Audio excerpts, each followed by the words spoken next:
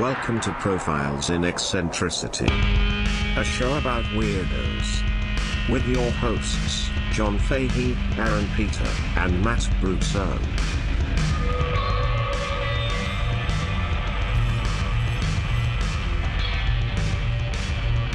Hello, folks. Welcome to Profiles in Eccentricity. It's a show about weirdos, doggone it. My name is John Fahey. Joining me as ever, prettiest boy under the sun, consummate, good-looking man. A thinker. A stinker. A PP drinker. Aaron Joseph Pita, how are you? I am good. It's good to be back, Daddy. I love drinking piss. God, it's good. I love stinking it up, and I love thinking it up, baby. And I love thinking about it. Well, you like to be thinking about how I'm thinking about stinking and drinking? I like the concept. Oh, You like the taste I like of the the concept. concept. oh, is that right? Yeah. That's exactly right. I like the concept. I'm reading Mike Tyson's autobiography called Undisputed Truth. Yeah. It's so good, man. Uh-huh. It's so good. And what about the audiobook, Undisputed Truth? Undisputed, yeah. It's actually, it's really great. It's really great. It's one of the best autobiographies ever. It's so Now, this is undisputed. undisputed. See, I don't believe in subjective truth. Just believe in my own undisputed. If anybody would like to dispute it, I'd love to talk to you. I got a couple things to say. In a most ferocious fashion. Ferocious fashion. So Mike Tyson in the fashion ferocious. Of course, that's what I was thinking about for a title, but I settled. Well, we did come up with a fashion line back in the day. It was not called ferocious fashion. I was talking to my aunt. Shout out, bitch, Peter. Hi, B. About the book. Yeah. And how much I love Mike Tyson and how inspired. It just such a larger than life character, truly mythological. He will be. I mean, one of the things in the book that Cuss would always tell him, Cuss D'Amato, his trainer and surrogate father, was like, "You're going to be remembered. Remembered forever. Mm-hmm. Doing the things that you do, and et cetera." And I think he will be. I think he's truly legendary. I think he will be remembered forever. And my aunt was like, you guys make fun of him on the show all the time. I'm like, yes, because we love him. Yeah. It's not out of like, No, zero. I have nothing but admiration and respect for the guy, and that's the why. thing, he, Norm Macdonald was saying, I only do impressions of people I like. Yeah. And of course I make them look done, but he's like, I'm doing Burt Reynolds because I love Burt Reynolds. Yes. I'm doing Larry King because I love Larry. It's the same thing with we love hardcore history. Yes. We make fun of it. I'm not doing it. I don't do impressions of Trump. Exactly. Yeah, it's and Mike, is he's just so interesting as a guy, so intelligent and tempted throughout his life after being raised in just insane circumstances. The lowest of lows, highs of highs, lows again, and, betrayed, and tragedy, and true like constant re-examination of self and search for knowledge. Yeah, a real testament to therapy working. Yeah. And introspection working. Yeah, and, for sure. Soul searching and yeah, there's a lot of humility going on there. Yeah, I'm hopefully gonna put it together a profile. I mean, he's just there's so much that people don't know about him. That it really, you think you know, but you have no idea, that type of thing. It's just, of course, you wouldn't believe half of the shit that happened to him or that he put himself through, Yeah. So I'm excited to share that with you guys. The audiobook is not read by him, unfortunately. Of course, yes. It's not a perfect world. Yeah. But there are some clips from it I think you guys will really like. So yeah, I'm excited. I got a little while to go, but maybe down the road I'll put together a little something. Oh, we'll get there. Hey, champ! One day at a time. Oh, man, if I saw him, I had a dream about him a few months ago, and I just, I was just holding him in my dream. I was hugging him. Whoa. Yeah, it was. That's nice. It was a really, it was a good dream. It was get your hands off me, man. Hold me tight, a motherfucker. And I held him tight. Hold me closer, tiny dancer. You smell like cuss. Been eating some fucking You fucking tomato can. You Eat some garlic. nasty motherfucker. Hold me tight, motherfucker. Let me tell you, You white bitch. janking ass Mediterranean diet eating motherfucker. You're gonna live forever. Heart healthy olive oil, motherfucker. I eat your children. Are they Mediterranean as well? See, it lubricates the arteries. Is the thing. God, he's great. I didn't mean to sidetrack it, but I'm just on one about it right It is. now. It's fun. It's fun. He's great. I love you, Mike Tyson, if you're listening. Yeah. Matt, you just came back from the cabin. Welcome home. Yep, thank you. Great time up there. Reset. And you made a seesaw. A sawbuck. You made a Sibian? I made a Sibian. You whittled a Sibian out of a tree stump? The old, Right. The And old the stuff. thing about that is it's like in the line of fire. You can get it through a metal detector without. That's the beauty Right, of it. yeah. You really take it anywhere. You see, you can sneak it in to fuck the president with it, and you know what I mean. Yes. He'll never know you got it. Lincoln loves it.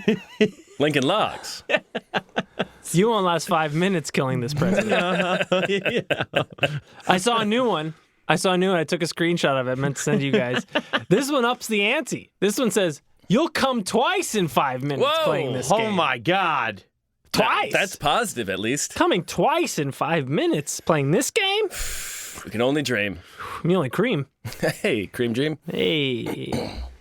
Yeah, cabin was great. I chopped some wood. You chopped it and up? I sawed some wood, and then I walked around naked while drinking a beer. It was. Oh, that's fucking you nice, fucking man. nasty It was mother pretty you great. pig. It was You pretty great. fucking Sibian refugee, man. Oh, Yeah. I was out there. See, I saw, I came, I drank. yeah, I made a fucking wood Sibian, man. Yeah, it's the log cabin lives in him. You know what I'm saying? I think I am gonna share this little tale with you guys before Matt gets into some business. Great. I really, really like this because I love dumb ass shit, and I love I like a real crazy moron. Yeah, you know what I do. mean? Yep. And this guy is just all of that. He is not at all wealthy. He's born into a family in Massachusetts in 1748. Oh, what's his name? His name is Let me guess, he's white. Lord Timothy Dexter. Lord Timothy Dexter. Now, was he born? He was not born a lord. No, he made himself a lord, which you can't do. No, you So cannot he do was that. not. He's Timothy Dexter, but he started calling himself Lord Timothy Dexter later on. Hell yeah. Yeah, good move. He was just a guy that was, born to farmers at the time, and he, grew up and got an apprenticeship making like leather gloves and shit like that. No Sibian wooden. Nothing like that at the time. And he just was like, doing the regular thing. He was learning his trade for so many years. He got a little bit of money at the end of it. And it's like, the American Revolution by that time is kind of coming to a close as he's becoming a man. And right around that time of like the Boston Tea Party, he meets a woman 9 years older than himself who is a widow. And she had like 4 kids. Already. Mm-hmm. And she had money though. And Hell yeah. She her had 7 kids, but she sold 3 of them. her husband that died had a leather shop. A leather. Hey, all right. So Tim Dexter's like, Yeah, I'm a leather daddy, yo, baby. I'm a leather daddy myself. Yo, yo, Gimp's sleeping. Yeah. Well, But I think you might be able to wake him up. Yo, you Yo, I could tan your kid's hide. You just woke the Gimp. So he's just like working, doing that, kind of, doing like a leather shop like in the basement of her house, which is nice.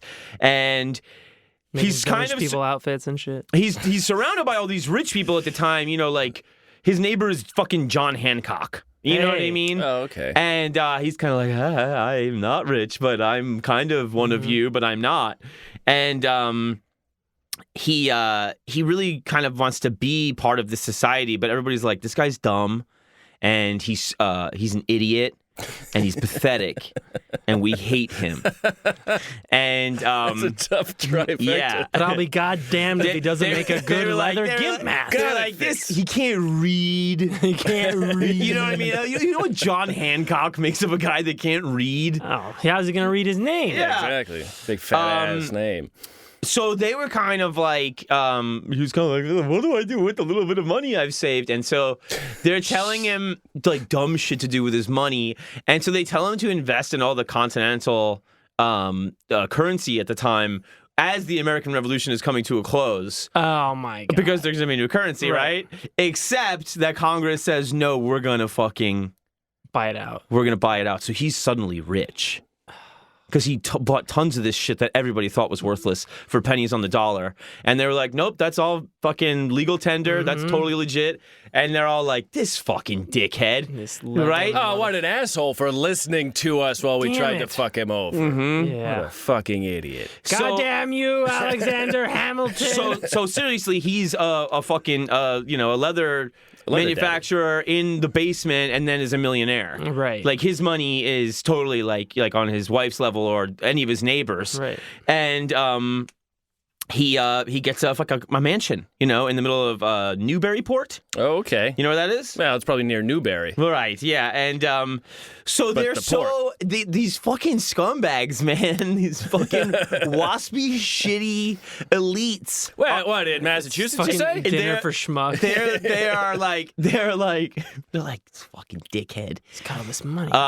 It's like, just like, you see like a moron just fucking, I just got $1 million and he fucking can't read. And I mean, that's a genius. So he they- didn't even need to read. so then he's going to like dinner parties with these people like wanting acceptance, and they're like, yeah, you know what you should do next? And they're still fucking with him. That's the butt fork. The butt fork goes up your butt. Yeah. It's seriously, Right? it's seriously What's a like butt that like morons at dinner movie or Yeah, whatever. Dinner for schmucks. It's Dinner for schmucks, yeah. He takes every reservation or like every fucking recommendation they tell him to do. So at the time, you would have something called a bed warming pan in New England. It's like a hot water bottle or something? It's like a pan with holes in the top of the lid that's gonna release steam after you boil it under your covers all night to keep you warm. Genius. And they're like, I think he's with his money he's bought and he's built 2 ships because he wants to get into import export, diversify. Import, export. So he was Armenian. So they told him to send bed warming pans to the West Indies to sell, where it's a fucking It's a sauna. a jungle. Where the fucking bugs are like pterodactyl size because yeah. it's so hot. Yeah. He fills a boat with these fucking pans. The boat, and then it sank from weight. They fucking get there. And they love it. No, they're like, we can use all of this to make molasses. Wait, the pans? The pans, it's like a pot with a lid on top with shit. holes Oh, in yeah, it. okay. And they're So they making can- molasses. so it's like a So sieve. he sells every single bed warming This is pan. incredible. I love this. Everyone. Son of a bitch! And then God, we have good ideas, but they're terrible they ideas. tell him, you know what you really got to do? Is you got to get all these stray cats from the area. And you got to take all them, get them on a ship. Can you imagine getting stray cats? Filling a ship with Oh, stray I hate cats? rockabilly bullshit. A ship full of stray cats. Yeah. And they're like, take it to the Caribbean. Right? Imagine being the captain. You're like, these fucking cats. I got cats. The Caribbean, Loves them. they have a rat infestation Yeah, problem. It takes care, Perfect. and nobody's dying of plague. Everybody wants the cats. Yes. He makes fuckloads more money from the West Indies and Caribbean with every idea is a joke. Yeah. Every idea is a joke, right? He probably thinks these guys love him. He's like, these guys keep giving me such How did great I do ideas. to make such? 40,000 of these pans, right? And I don't know how many cats you can fit on a ship. Oh, at least And 40,000. and they were not sold cheap, right? He fucking he gets a whole shitload of whalebone. Because he's got blubber for making the clothes and all that shit at the time. Oh right. And he he just like lucked into. They started making corsets out of whalebone, Oh, okay. Yeah. and then he sold all that for fucking tons of money. Right? The neighbors are apoplectic. They are so mad because he can't read and they hate him. Yeah. And he's so dumb and he cannot possibly lose. Right. No matter how much they try to fuck him. They straight up tell him to sell coal to Newcastle, which has like the biggest coal mine in the world, to the extent that Boston gets coal from Newcastle. Mm-hmm. The minute his ship full of coal shows up in Newcastle, the miners are on strike. Wait, are we sure that they're doing this to fuck with him? That's pure chance. When the ship left, they were not on strike. Right. The minute they showed up, they were on strike. People were buying coal for 3 times the value. Oh my God. America's this great. is the economic version of Rasputin of the Bronx. Yes, yeah. Yes. Exactly. You just can't Yeah. You can't kill. get rid of this guy. They New England socialites hate this guy. they hate him, and he gets richer and richer, and now you're going to his soirees and shit. And, Now he's throwing the parties. and he has no taste. None. He's got no taste. Well, he's selling pans and cats and he's coal. low class, Swine. fucking degenerate, no reading, fucking idiot. He's literally filthy rich. He's the TV infomercial rich back then. right. He had he gets this huge chateau Trump rich. with a Yeah. view of the ocean, and he makes all 40 or more statues of people like Napoleon and bad paintings of other famous people. I love that. And he's got like a fucking statue of Thomas Jefferson, under which, no joke, it says Constitution of Independence. No. No. It's like Ben Carson's house. Constitution of Independence. Well, I mean, there's only so much room that you get the Constitution and Well, Declaration maybe of he was Independence. describing his The character. His Yeah, his constitution. character. He's Yeah. got a constitution. No, He's an independent guy. Yeah. And then, of course, there's a statue of him, Well, yeah. right? And underneath that one, it says, I am the first in the East, the first in the West, and the greatest philosopher in the Western world. No. Well, with verbiage like that, how can you lose? Yeah. Quiet And for both. I'm very he just announced himself as Lord, right? Sure. And they kind of just they have some people have some patience for him. You know what I mean? He's probably pretty fun guy.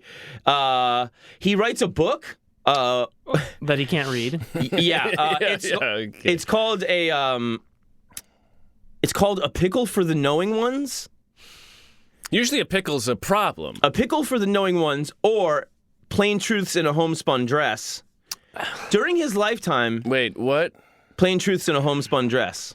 They didn't have short It's titles a pickle back for the then, knowing but- ones, or plain truths in a homespun dress. Yeah, it depends who you're telling Either it to, way, you know. there's no punctuation in it. Well, no, there's only so much No, room it's for plain words, truths. you know? It's seriously like big sexual in like that level of writing. Oh my God. Like the spelling is every bit fucked up. This is great.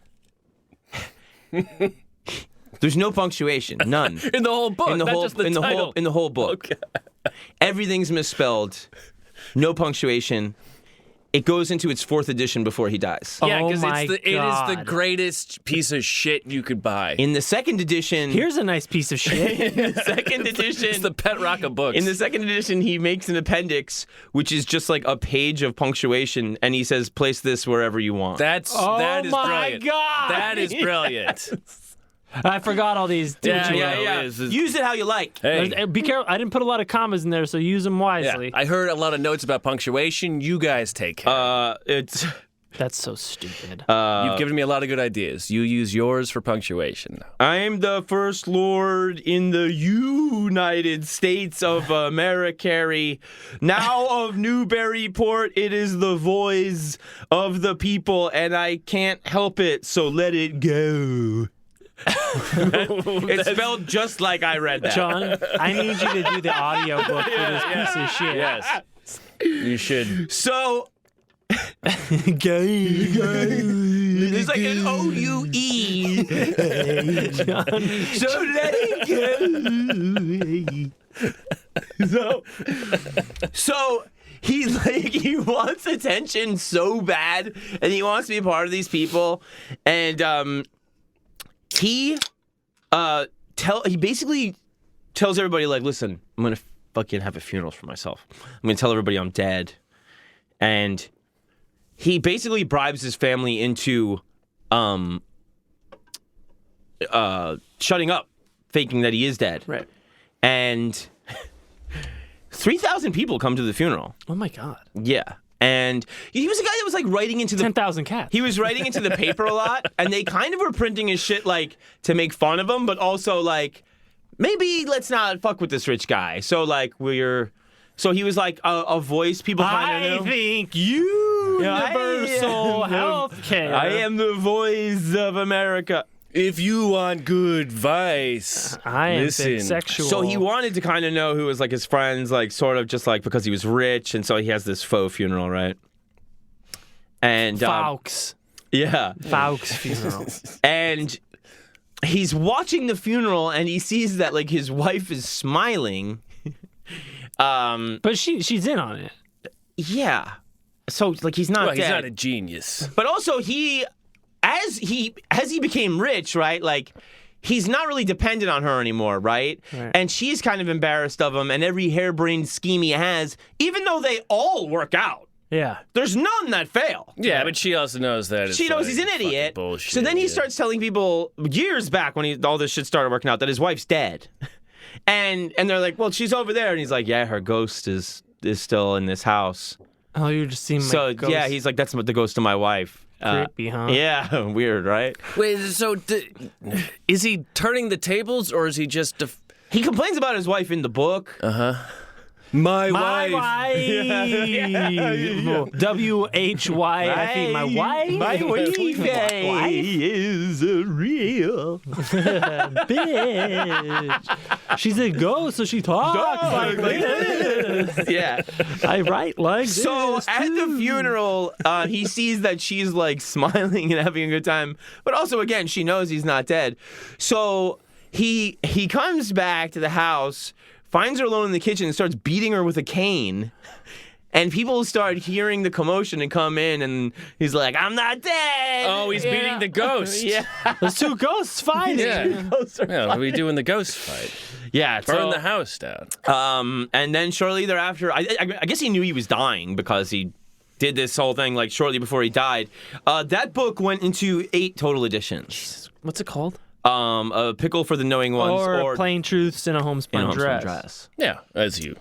And that is the story of Lord Timothy Dexter. I love it so Lord much. Timothy Dexter. It's really good, right? That's it's so so like Christ. everybody's a fucking. Did they try feeding him antifreeze and carp attacks? Well, the thing is that people like later on were like, was he shrewd? Or Sure. was he really just that lucky? Right. You can fail all the way to the top. You can, and then, the thing is, it's a joke, right? But if you show up with a ship full of anything in the West Indies, isn't it gonna be helpful? Yeah, they might. You're gonna find a way. We'll figure out something to do with it. So I think it was just partially that too. Like, but it really just starts with that one currency thing. Is like, That's the boom, one. But then he fucking really falls face first into every success after that, and all of them are. He's telling them, "Thank you so much for that suggestion. Right. That was a really excellent idea." That one currency thing, it seems like those guys are fucking idiots, because if you're rich, you probably have some connection to the founding fathers and probably have some idea what's going to happen to the currency after the war. Yeah, but he wasn't like connected really. No, but the people telling People him giving that. him the advice. Yeah, I mean, they should have fucking been doing it. Obviously, they know people in Congress. Right, That's what he's yeah. getting Yeah, at, like it's insane. Obviously it's, America, they were like, all right, we've got to take care of the money first. Yeah. Yeah, he was just kind of on the right side of that. But every single thing was, he was being told to do. to make him deliberately fail Could and you be imagine humiliated. being on that ship of cats? How horrific it must The have smelled. captain of that must have had a fucking awful time. I should have been driving one of these slave ships. This place smells like shit. It smells like cat piss. What a nightmare. Yeah, just like how many on the mast? Going mad from toxoplasma and all that shit. No rats on the ship, though. That's nice. Yeah, Yeah, for sure. that's a positive. I mean, Yeah, I'm on the ship full of pussy. I It's didn't great. even get into all of them. Like, there is other things too. Where Oh, yeah? Blind Luck, where he's like, he sends a shipload of gloves to another warm place, love the and it shipload just of so gloves. happens there's another merchant ship on their way to a cold place Right, and like, that hey, we buys need the gloves. whole thing. Oh, of course. Like, I mean, that happened, I think, at least 2 or 3 times. Right, he sent a ship of ships to a place, and all the ships had sunk when it got he's there. a New Englander, and he's like, everybody needs gloves. Yeah. Who doesn't need gloves? Yeah. Based on my life It's story. cold everywhere. Yeah, exactly. I don't read so good. The United States with you of Americari. Well, of course it's of Americari, but it's definitely the United States. The United States. That's so stupid. Well, it's also the Constitution of Independence. It is. You might recognize him from the Constitution of Independence. And you might recognize me from being the best in the East. Yeah. In the West. I'm also the greatest philosopher. And he was always trying to fuck girls and stuff. Like they were like he was gross too. Yeah, of course You he know, was. it's like my buddy Derek, becomes a millionaire. Yeah, if it's any constellation, I sold glove to the West Indies. I'm a philosopher. I made a fortune in bedpans. Not with any piss, of course. What? I didn't even have any liquid gold in them. Ah, you look like you're full of piss. Yeah, at one point he goes and he moves to like another neighborhood, and he's like, fucking like hitting on women. They're like, yeah, get the fuck out of here, you sick fuck, And some like, rich lawyer beats his fucking ass. Are you talking about Lord Dexter? Yeah, he gets his ass beat, and he like so much to the point that he moves back to Newburyport because like he just takes a fucking ass whipping, dude. They don't get it over there. Yeah, in West because he Brockton. fucking like was grabbing on some girls that are like, I mean, he has a museum in his house. People are coming to see the museum, and he's fucking like putting his hands between their legs and shit. It's a museum of hands. And they're like, what the fuck? Like, it's just such a dumb, shitty piece of lucky shit. Yeah. And those people all suck too. All those elitist people suck too. But like, he really sucks. Yeah. And there's he's no very winners. lucky. Yeah. And it's very funny. It's very funny. Lord Dexter, Lord Timothy Dexter. successful idiot. Yeah. Yeah, pretty much. I love that. American dream right there. The United States of America. But people buying the book is where I get lost. No, maybe it's pet over rock. It's and pet over rock and shit. over again. Americarian dream. Yeah, probably the pet rock stuff, but also maybe people are also stupid and can't read themselves. Yeah. But also, You gotta, I knew you gotta America read Carey this. was spelled this way. yeah, told you. You gotta read this. This is the dumbest fucking thing I've ever seen. And I mean, I want to read it. There's not that many books around. there. the thing is, there's a little bit of brilliance about having it be such a shoddy execution and it being in a homespun dress. Because that's the homespun dress.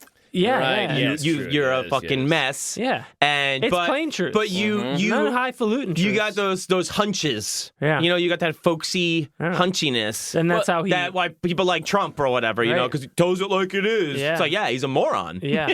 But there's probably a thing like Poor Richard's Almanac was like a wisdom, a very like common man's wisdom. Yeah. And so I'm sure some of the first people that bought it were thinking of something along those lines. Right. And Well, then it was plus like, this guy's the a fucking Museum idiot. of Common Sense or whatever. Yeah. But also, I mean, he's an actually successful businessman. Right. I mean, not like Trump way where you say, I am a success. He was actually successful. Right. Right. And I sold the pans to the Indies. I sold coal to Newcastle. Yeah. Yeah, I could sell That's a pretty, a ice- popsicle, yeah. Yeah, I bet he sold ice to an Eskimo. Yeah. A phrase at the time was he could sell coal to Newcastle. That was Yeah. how ridiculous Yeah. the premise was, that they deliberately said, do this dumb thing, And he did it. and he actually did it on sheer timing. That is incredible. Yeah. Fucking amazing. I love every minute of it. Lord great. Dexter. I mean, the caning of his wife. Because she's he's like, you don't look sad enough. It's like, you're not dead. I'm Plus, I'm a ghost. I said, and you are too.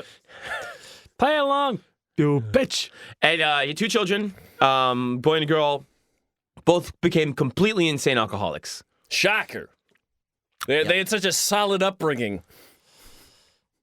It was really, really mind-blowing stuff. Yeah, how did you, what family do you come from? My dad's a fucking idiot. Yeah. My dad's the most successful idiot of all time. Yeah. All the statues were lost in some kind of fire, and the ones that weren't were Wait. just destroyed. Were they wooden statues? They were wooden statues. Okay. So that his true genius is the wooden statue. Yeah. Lacquered in petroleum. Yeah. It's thick, but good. It's waterproof. Yeah. I wonder if the Sibians were all burnt up, too. Oh, yeah. They usually are by use. The battery's This is dead. Abe Lincoln Sibian. The Emancipator.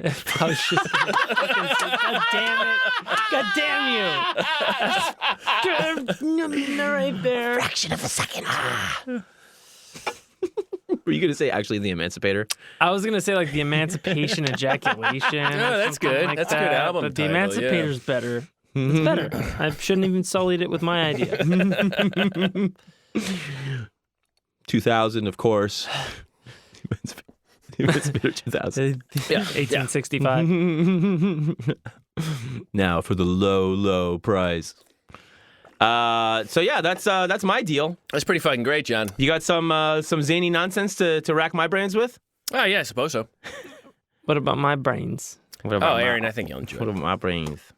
So this is some shit. I've been reading this book about Victorian London and how they try to get their quote literal shit together. Oh yeah, they're disgusting. Yeah, and Fecal matters. I've been trying to figure out how to do it, and I haven't really figured it out. So I'm just gonna do it in various parts. I like that. Okay. Number 2. So this one is about the streets of an old 1800s city. From the streets. So this is going to be lightly touch on Paris. I'm going to talk about London a lot. And then for Patreon in a week or two, I'll talk about Washington, D.C. and New York and for the Americans. Okay. All right? So I like a good street. I don't know about you guys. I like a good... I love streets. Oh, God, I love yeah, I'm yeah. from the street myself. Yeah. love the streets. You live near a street. Yeah. I here. Yeah. And yeah, even now you live near a street. Well, I've come up. I'm on a avenue now. Yeah, you are, yeah. Like Boston has those weird streets where they're like tiny and they don't make sense because they're for carriages and not Right. actual cars. That's right, yeah. Like, That's London all day, too, right? Yeah. They live on circuses.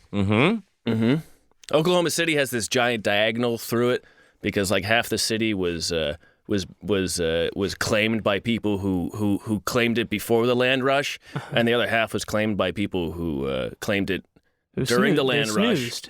And so the people who stole the land before the land rush, they didn't want to give it up, so they just drew this like diagonal line through the whole place. Huh. Weird. DC is all planned out, but it still kind of because sucks. the fucking Illuminati built it, and there's an owl, and there's a But pentagram. DC was kind of planned out for war, kind of, wasn't it? Like for anti-invasion stuff with the road layouts and shit. Honestly, I'm not sure. I have a book about it, and I haven't read it yet. Yeah. built by Freemasons. There's a lot of in DC driving, which is I think the worst city to drive in. The lanes change depending on the time of day for rush hour. The whole thing's built for rush hour. There's a lot of I can see where I need to go. The road is just not can't. taking You me cannot there. get Right. there. There's a lot of that, and I was told it was kind of a diversionary Well, tactic. because in war, you still follow the lights. yeah. You're not gonna run a light in war. Well, yeah. Rules are rules. But I mean, that was the thing I read. Yeah, that it was. This sounds like bullshit. I'm not saying you're bullshit. Saying what I'm saying. These stratagems. But it's a lot of loopy, weird, nonsensible. I don't know. Non-binary sensical. bullshit. Yeah. I hear Atlanta's really bad. I hear Dallas is really bad. There's no cities that are like good. No, but in general, period. a city grid is a navigable thing. Like Phoenix. That's not what you're dealing with in D.C. by any stretch of the imagination. Yeah, I mean, New York. There's bad traffic, but you give somebody an intersection and you know where to go. Yeah, yeah. It's pretty simple that way. Right. LA's got a lot of hills. That's fun. Yeah. You know, then in the valley, there's just nothing. The valley's great to drive in. Oh, yeah. It was built Boulevard. to drive. Yeah, it was a car city. You know, and as we get to the future, we'll just be caging humans on sidewalks so that way self-driving cars don't have to worry about hitting them. I love caging humans. Because that's, in essence, we keep just like pushing humans aside so Make cars get right again. away. But before, I get to whatever, I don't know if I'll ever get to that. Before I get to that, I want to talk about London. 1800 London. Population was 1 million. By 1900, it would be 6.7 million. Is that right? That is correct. That's a lot of people. It is. gang. But Breathing in coal. Think about New York went from 90,000 to 3.3 million in 100 years. But New York would be rebuilt over, and old places would be knocked down again. Yeah, it was, and again. It was London- New Amsterdam. London then it was is- New York. It's united. London was just, the center of the empire for so long. It's going to be fucking teeming with all kinds of shit, And there wasn't and actual shit. International shit. There wasn't a lot of plans to destroy all of these parts of London and rebuild them like there was in New York. There was that nice fire. That was a good fire. That was a good cleansing fire Helped in in London. Chicago, too. Burned London to the ground. If you want to hear about destroying New York, listen to our Patreon number 16. Where I go Hey, through all of deep that. cut. So I get a lot of this from Lee Jackson's Dirty London. And and the Paris stuff is from Holly Tucker's When Paris Streets Were Paved with Filth. When Paris streets were paved with shit. Mange merde. That means eat shit. So now London was largely like the nicer areas were paved with granite blocks, and then later with this thing called macadam, which is ground up granite, like little pebbles of granite, basically. And that Now, was it liquefied or is it like gravel? It's like crushed. Like it's gravel? like gravel. Now, why'd they do that? Because it was Better traction? yeah. I'm so good at city planning. And then also some places had wood, and then some places had asphalt. At designated crossing areas, strong granite blocks were used to designate a crossing area. I like that. But paving, as we know about roads, is just one layer. Right, you got to have layers of shit. And what happened in London was layers of shit. Yeah. A lot of shit masons. Up to Brownsmiths.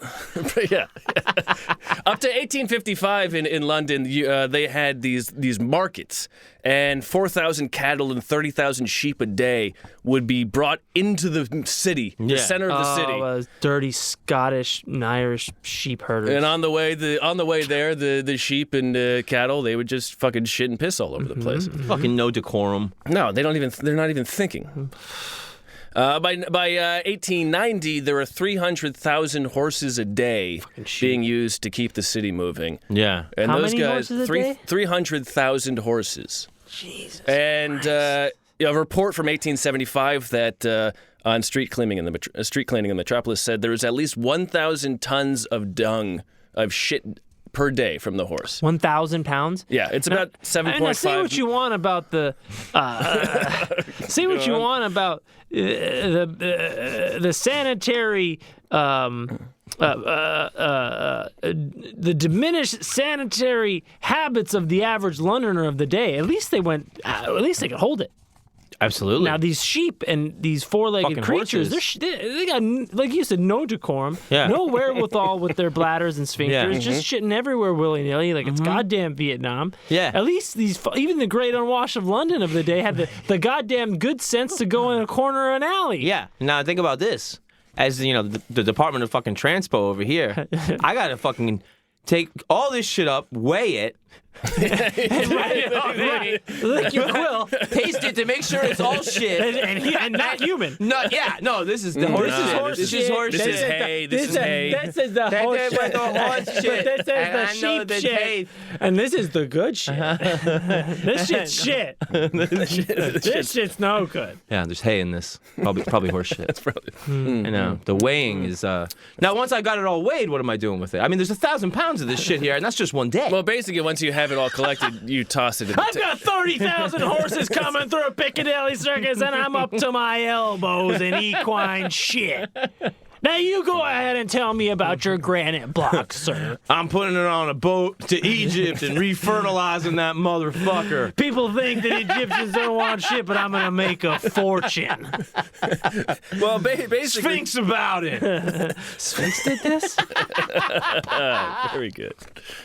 Basically, I'll cover this in another session. They would just dump it in the Thames.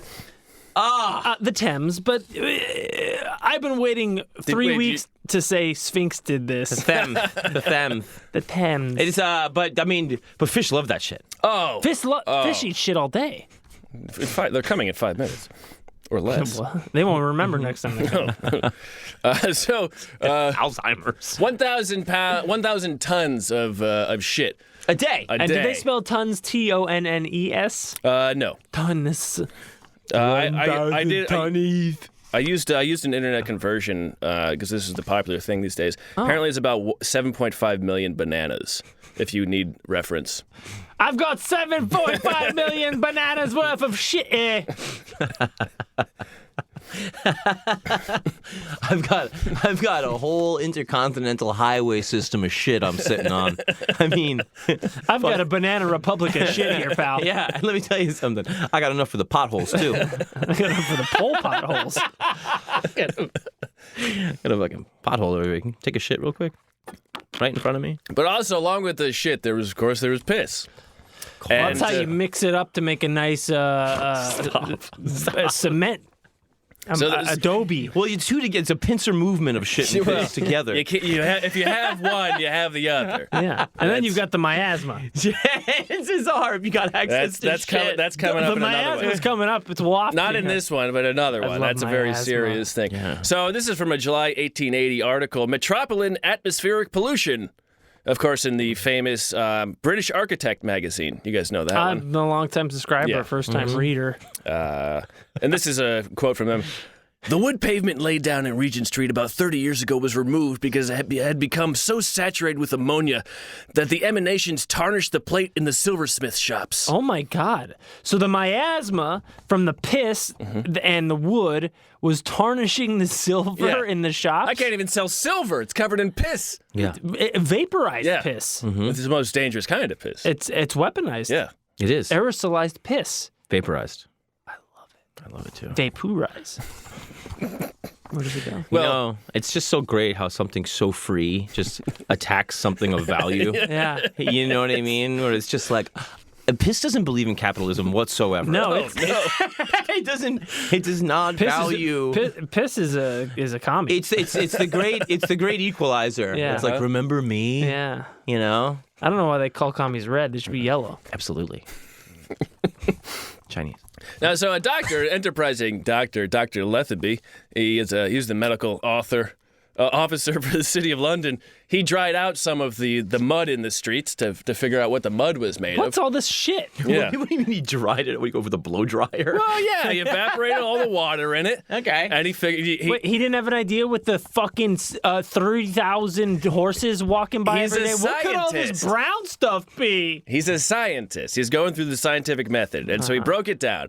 He found over a period, I think it was like 12 months, that the dried mud was 57 parts horse dung, 30 parts stone, Stone. like macadam, and 13 parts iron from blood. from wheels and horseshoes. Oh, okay. Period blood, etc. And the Aberdeen Weekly Journal commented that depending on the season, the mud was different. Well, now if it's fucking autumn, you might get a bit more shit than piss. Yes, exactly. According to the calculations here. There's a bit more of your stone fruit. And your summer squash happened. partially cloudy day, you might taste the shite a wee bit more than the fucking stench and piss. The Aberdeen Weekly Journal said called the mud that said it was greasy in a fog, sloppy in a mist, and liquid in a drizzle. That's the dumbest thing I've ever read. And highly effective in its counteracting of capitalism. But always delicious. It's the proletariat's best friend. Jesus Christ. So the mud was noted that it was both adhesive enough to suck off your boots, but yet slippery enough to drop someone in their tracks if they walked on it. It's the bane of the bourgeoisie. Very good. Wow. So it's sticky. It's both sticky and slippery. Well, that's a nightmare. That is a fall. Yeah, because you fall in it and then you're staying. Yeah. Well, it's like flubber. Well, and not just people. The bigger issue was horses. Wait, is that why they're called people? People. Cool, yeah. Horses were falling in their own shit. So the biggest problem was that the human, usually they would sprain an ankle or hurt their back, but someone would drag him out of there. But a horse falls. Oh, fuck, I must have shit all over this. Well, then you got to kill the horse. That's the fucking thing. You got to kill the There was a stupid son of butcher bitch. shop called Harrison Barber that strategically put men in various places in the city where horses were known to fall because they were on call. To kill the Anytime a horse. horst fell, this guy had to show up before and that kill a horse is all covered in shit. That's... I thought you were going to tell me that the road just became part horse. It did until it killed it. So this dude is like, get on the corner of Piccadilly Circus. Yeah. Well, there's no corners because it's a circus, but get over to Piccadilly Circus. The horses are falling all willy-nilly at Piccadilly. And kill the motherfucker and put the poor beast out of its misery. Yeah, pretty much. I know I'm Scottish and I'm in London, but go fuck yourself. They're dropping like flies. Speaking of Horse flies, flies. all over the the shit. If you're asking why me breath tastes like shite, it's to attract the flies. I'll never tell. It's me only source of protein. Ancient Chinese. the Chakes did they call him that? Blood in the streets from these horses. Paris went through that same thing. Good God. But they were eating the horse. Well, yeah, that was the thing. On Thursdays and Fridays, They're probably eating the shit. The French? Yeah. Nice loaf. so on Thursdays and Fridays in Paris, the slaughterhouses would just toss their blood in the streets. Really? There's blood in this. And they would apparently To make them slip. just to get rid of them. Get rid of the blood. Well, you just got all this blood here. What are you going to do with it? Make Well, blood throw it in the sausage? fucking street. That's, yeah. Give it to the werewolf of Hanover. Well, it's iron. It is So iron. you're reinforcing the street. That is Really. You're doing the true. city a favor, a Yeah. service. Yeah, it's called paying taxes, people. Apparently, We didn't have a revolution for nothing. The very least you can do is throw your blood in the street. They say that the soil of democracy must be frequently watered with the blood of tyrants. Horses will do just yeah. fine. so the mud in the butcher streets would just be permanently red. So you could recognize, but also So is that like the red street district? well, the butcher streets would also have names that were like butcher names. So there's one Rue du Pied du Boeuf, which is so that is the road of Beeffoot. yeah, Cowfoot, yeah, and Rue de la Tripière, Oh, I don't know that one. Tripe. Oh, tripe. Oh, Yeah. God. I love tripe. Triperie. I don't love it. I'll eat it. I'll eat anything. So now in England, along with the blood negotiate, and the Dad. dung, because they right. kill the horse and there'd be blood all over. So there'd be blood, shit. They also had old newspapers. What about cum? Well, Do you have a whole cum in the streets page? No, it's more of a That cum was in the that was house. more about the plumbing. That would come later. Yeah. Oh, who doesn't? Is that what the original plumbing was? My mouth. So, along with blood and shit was old newspapers, shoes, both lost and thrown, So paper mache. Rue de paper mache. hats. Hats. Yeah, well, this Fucking hats. This is in England. I don't know about France. Wigs. Hats. I'm over on the corner of Rue de Cum and Rue de Wigs. Wigs covered in cum. Oh, I see that. Again, this is in London.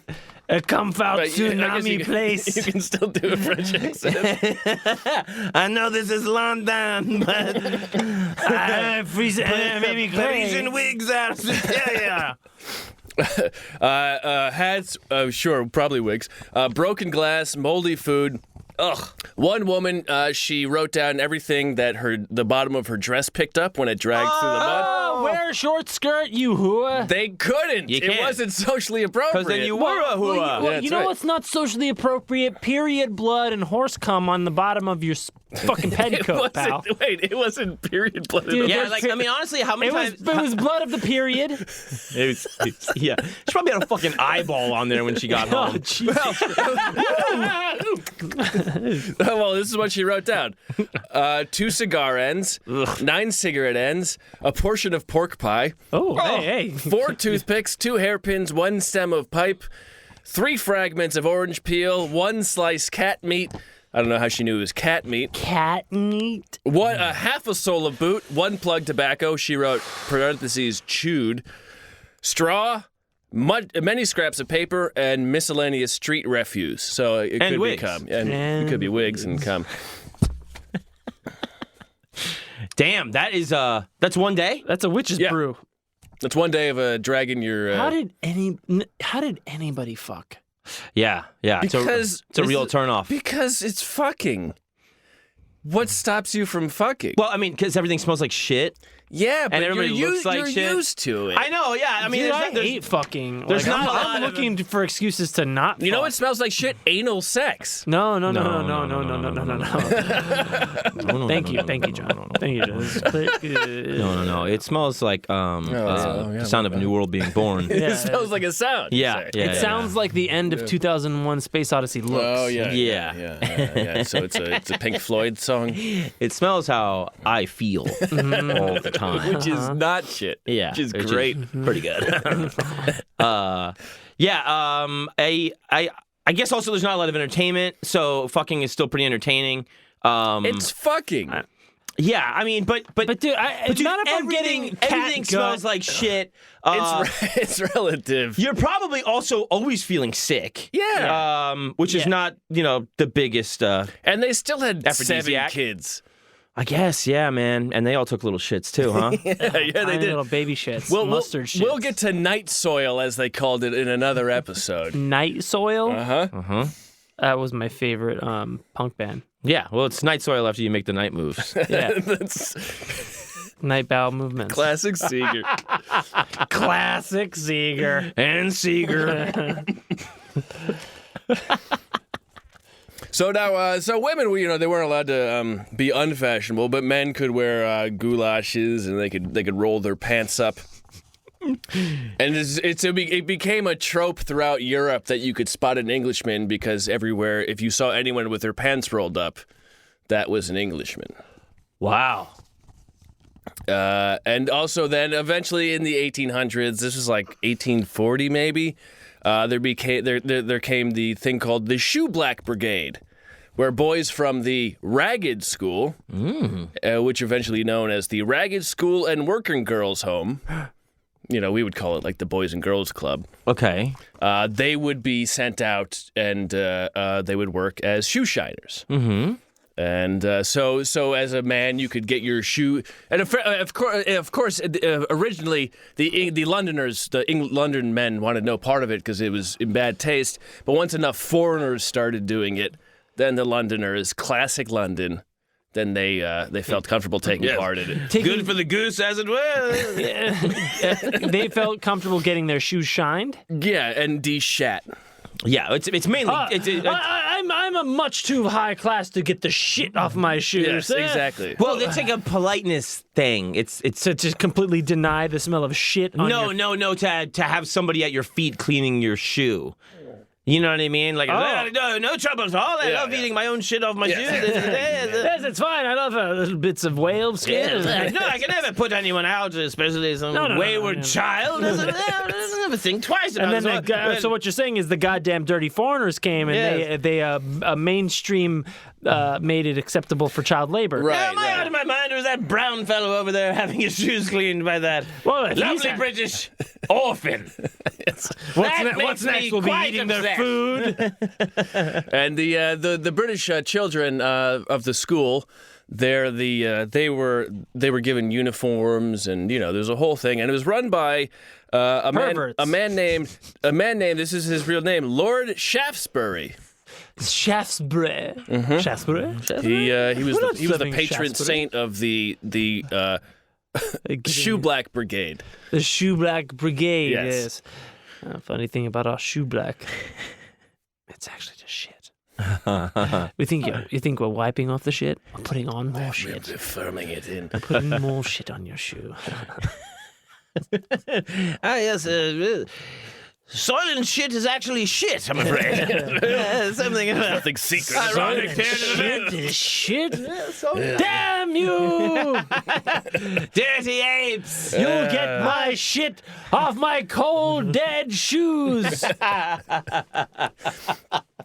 British Heston. It makes no sense. It's so stupid. You did it! You finally did it!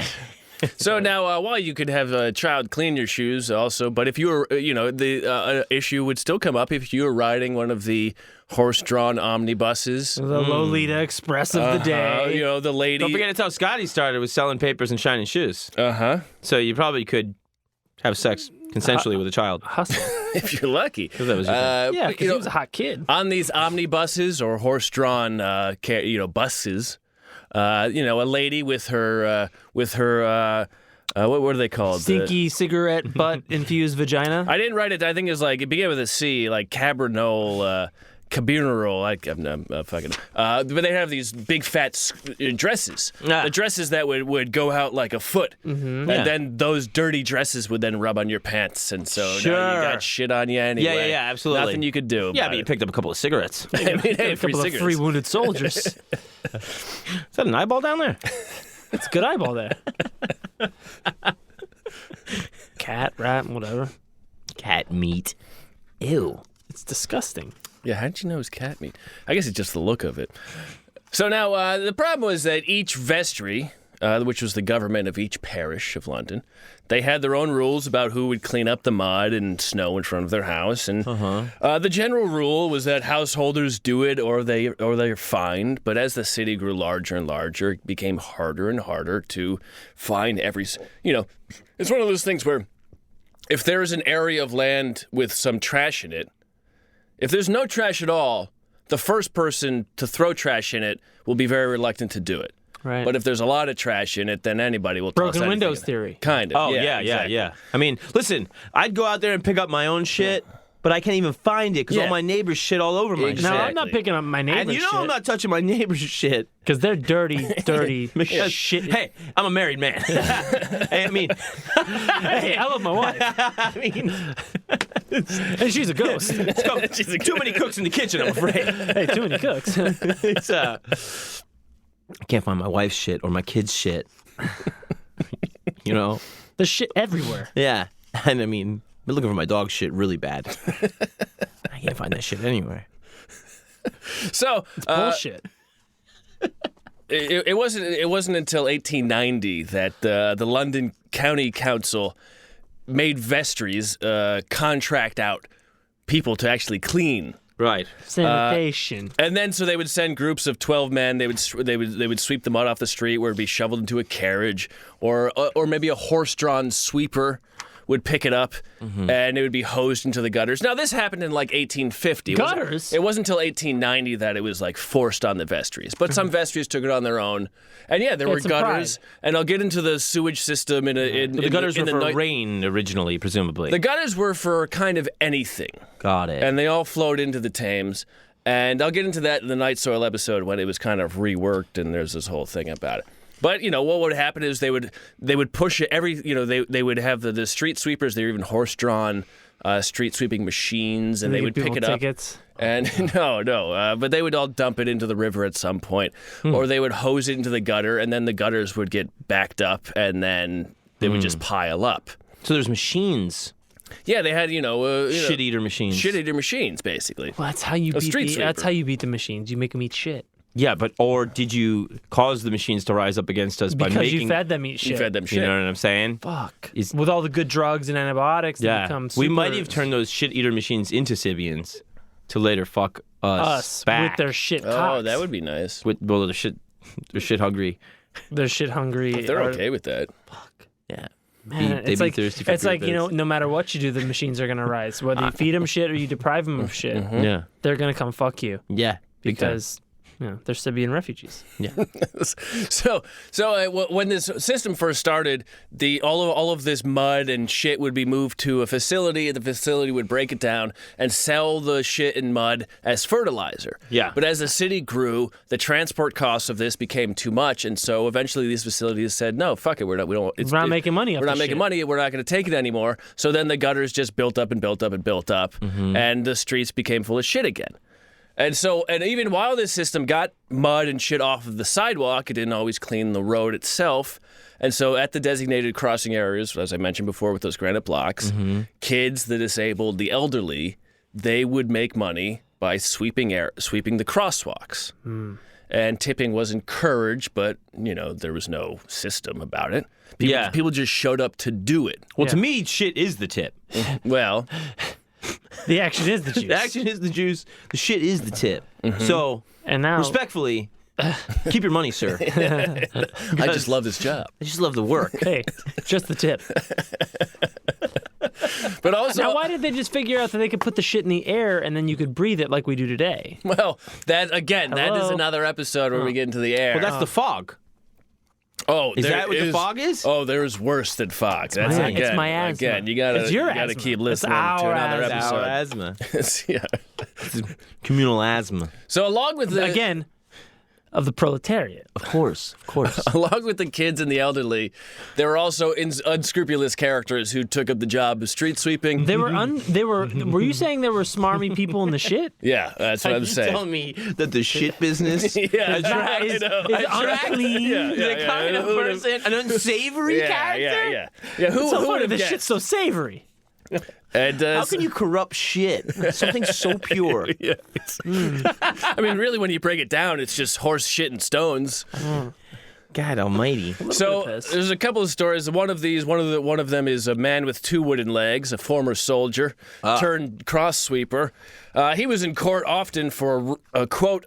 This is from Dirty Old London again. Ruffianly attacks on police and others, including a young girl. With his wooden legs. Yeah, I guess he would chase them. You stick up the ass. Slipped in shit.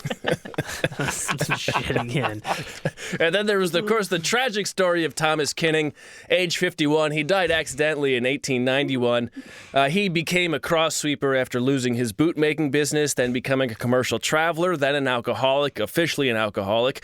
Then his wife left him, and then he became a cross sweeper where he probably fell or was hit by something and died. Yeah. And sad. It's just weird to get a new position after alcoholic. Yeah. Yes, It's kind of a exactly. lifetime appointment. You're kind of it's like the Supreme Court. And occupation, alcoholic. Oh, well, congratulations. Yeah. Well, I mean, do you maybe want to move out of that and get into sweeping the crosswalk where this fucking chopstick kicker is fucking beating people's asses all the time? You ever see him do a bicycle kick on his ass after he slips in a ton of shit?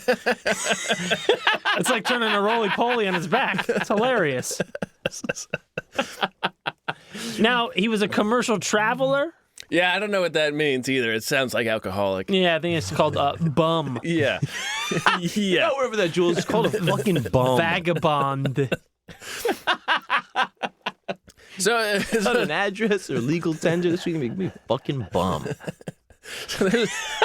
For me, the action is the shit.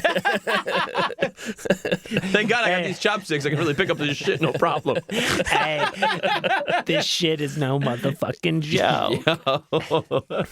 so now there's no regulation for any of this, and so You don't say. yeah. It was the Wild West in the shit business. No, it really was. I'm telling you. I mean, It really There was shit There was shit as far as the eye could see. I mean, you could scoop diarrhea. The streets were literally paved with shit. I mean, Shit. It was utopia. you tell me there wasn't deep bureaucracy in the shit business. Yeah. A lot of brown tape, pal. Not yet.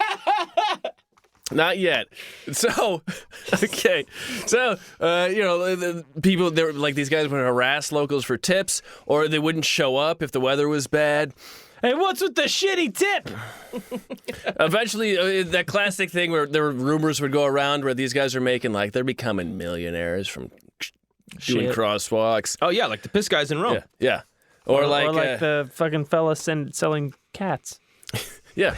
Or at the end of the day, they would sweep shit over the crosswalk to close up shop. I'm done. I'm done here. These were probably not the majority. Those are just fun stories. There's also stories of cross sweepers becoming reputable locals, running errands, working their way up. Charles Dickens had a favorite cross sweeper who was a child, and when he got old enough, he paid him enough money to emigrate to Australia and start a new life. Right. This is a story from Charles Dickens' son, so who knows if it's true. But so this system was marginally better Son, than... you seem to clean up the shit on this sidewalk like it's nobody's business. How'd you like to wipe my ass for? 3 quid a week. How'd you like to try the Outback, son? A lot of shit out I hear there. out there's no rules, just right. Yeah, it's not like this over bureaucratic shit business here. Yeah, it's really shit business friendly out in the I outback. mean, honestly, they'll never see you coming. Can we break for 1 second? Yeah. Gonna piss real bad. I'm sorry. No, piss shit. All this piss and shit talk. Yeah.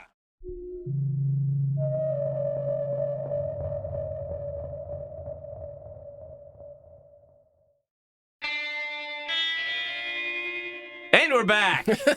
Oh, boy. Back in If you want to hear everything fecal that waters. we said over the last 15 minutes... back in Brown. Yeah, it was really fucking dumb and That was stupid. You gotta listen to Patreon to hear Spiteful the shit. pile of garbage we've... Man, ferocious. ferocious shit. It's some repugnant shit. We got, no, the repugnant shit is actually Actually on the street. Your best friend. Speaking of repugnant shit, Matt. Yeah, we got. I'll tell you something. I drive around the city a lot, and we could use a lot more repugnant shit because my car's taking a beat. You know what I mean? Patch those potholes. You know what I'm saying? Oh, right. We could fill up the holes with some repugnant shit. Absolutely. Yeah, It's it didn't work that well, but, I know what you mean. well, it's better than nothing. It is. It You is. know, it's literally giving a shit. Right. You know. I mean, so speaking of... we take a shit. Speaking of nothing, so this the system that England had fallen into, by accident almost, it wasn't working. And so I'm going to go back now to... The system of just leaving shit everywhere and hoping and then that just, it takes care hoping of itself. random people clean it for money. Yeah, I guess it wasn't working out. turns Oh, well, out the it's great not experiment. What are you going to do? We fucking conquered the world, but we haven't got a handle on our own shit. We ain't got a pot to shit in. Colonialism. The sun never sets on the Union Jack, but also there's shit skid marks on it. If you think the streets are filthy, wait till you see between my cheeks, love. Jesus Christ. You give him one break. You give him one break. He's all... Jesus Christ. I don't have a shovel, let alone a wet wipe. Boy. Spends one year in Ireland. He takes one leak in the bathroom and he's ready to go. Jesus Christ, you idiot. It's amazing how manipulating local populaces is compared to cleaning one's own sphincter. In it, bro. I hate you so much. I hate your guts. Truly confounding. We figured out how to circumnavigate the globe and convert billions of brown people to our way of life, but we haven't figured out generalized. Do you know how difficult it is to have the indigenous listen to you when your pants are brimming with fucking loaf, mate? You see, on the open seas, you can just throw the shite overboard. But back on dry land, it's a whole nother story, man. We're fucked, believe me. Douglas. Jesus. I'm sorry, Matt. Oh, no, I apologize for his behavior. Hey, a break's a Thank break. you. Know what are you going to Mine? do? No apologies. I'm just glad you boys are just, Here. It's good to be hopping here. and skipping, It's good to be here. It's good to be back. It's been a minute. It's been a while. It has, yeah. So I'm going to go back a little bit to 1600s France to kind of describe what France did in Paris to deal with their own shit and piss. Now, it's my understanding from the Blue Man Group in Las Vegas. That's a fun sentence. Well, the limitless things you learned from that. You can really drum on anything, Well, it turns I out. mean, how to stuff marshmallows in your mouth. The splatter patterns of paint. Oh, that's But I absolutely. learned from the Blue Man Group, they may or may not have been Jewish. Or My friend Chris Australian. actually wrote a paper on the Blue Man Group for his school. Really? No. But he talked to me about it so much that I told him he should. And he was really offended. And he listens to the show. Shout out to my buddy Chris. I love you, buddy. Hey, Chris. Fuck you, man. And I hope you write that paper someday, buddy. Hey, I'll be the first one to read it. So you learned from the Blumens. The Blumen, that Paris was the paragon, a pioneering city in sewer construction. Yes. Blue Man Group never fails. Well, whatever they do it in style. That's all I know. Well, they do it silent, but deadly. Also, speaking to Chris, he'll come up in the next Patreon. Great. So a brief history of 1650s France, largely around Paris. 1648, Louis, the Sun King, 14th, he issues 7 edicts. 6 of them are tax increases. Parliament, nobility, they try to fight him on this. It becomes a civil war for 5 years called the Fronde. And, The Fronde? Yes, and then he wins, and from him winning, from him beating back the nobility and the parliament, he then ensconces his rule becomes stronger, and it has absolutely no negative effects on France Whatsoever. at all. There would be no negative reverberations to becoming an absolute monarchy. No And negativity, bro. he moves out of Paris into the Louvre outside He of Paris. moves into the Louvre. Yes. And I don't know how relevant that whole background is into his next thing, but I think it plays some part. He wants to turn Paris into the successor of Rome. And so he hires this man named Jean-Baptiste Colbert to basically rebuild large portions of the city. And so Colbert, around this time, Paris has about 500,000 people. It's poorly lit. It's really packed tight. It's covered in shit. What? And previous attempts over the last 100 years before this did not work to curb the waste. 1563, the residents are ordered to put their trash waste in carcasses on the out the wall of their house, and a trash collector would pick it up. Their trash, waste, and carcasses. Yes. I thought you said Trash waste carcasses? they were ordered to put their trash, waste in carcasses. Ah. Oh, yeah. You stuff. You stuff your dead granny with all It's your like a- shit, it's like a piss, goose. and trash. Yeah. It's like a turducken of shit. It's a turd human. To humans. You put the turd human out, and then the trash collector will come and feed it to the Brits or whatever. Yeah, yeah. Because they love that shit. They're gross. They're fucking fucking love it. disgusting. Idiots. So it turns out this didn't work that well. They weren't, they were explicitly ordered not to throw filth out their windows. It didn't take. 40 years later, 1603, they're now instructed to leave their waste by the wall. To not leave their waste by the wall, but instead to now put their waste outside, and together they should all push it towards the street and the river. And after each dumping of urine, cooking grease is a quote. After each dumping of urine, cooking grease, and bathwater, they were to rinse the street with 2 buckets of clean water. That still didn't solve Where'd they the get the situation. clean water? Well, there's some From the sort of- River Seine? from the river they haven't done the shit in yet. So that didn't work that well. So Colbert, he calls together a group of smart people or rich people or whatever. They form a group of commissioners who would hire groups of people who would then push the remaining detritus into the I river. love detritus. It's like physical miasma. Yeah, exactly. This largely worked well until the commissioners Swap. went on strike, and then the city was full of ankle-deep shit. Oh, God. So Colbert arrests the leaders of the strike, and he takes away their jobs. A few months later, the king, in response to this, he creates the position that was maybe first of its kind, or at least certainly first in France, of the Lieutenant General of Police, a man named Nicolas de la Reynie. He came up in the Julie d'Aubigny episode. Oh, did he? Yes, because he was searching for Why her. is it the Lieutenant General of Police? I don't know why he's just not like, Shitmonger. yeah. But I guess it was the first time there was like a police commissioner, Right. you know? Yeah. And so, Look, the gang is calling him shit. in essence, he made a rule that every I'm morning. the shit czar of this tier town in France. So We've got a show. We imported a shit czar from the colonies of the United States. You.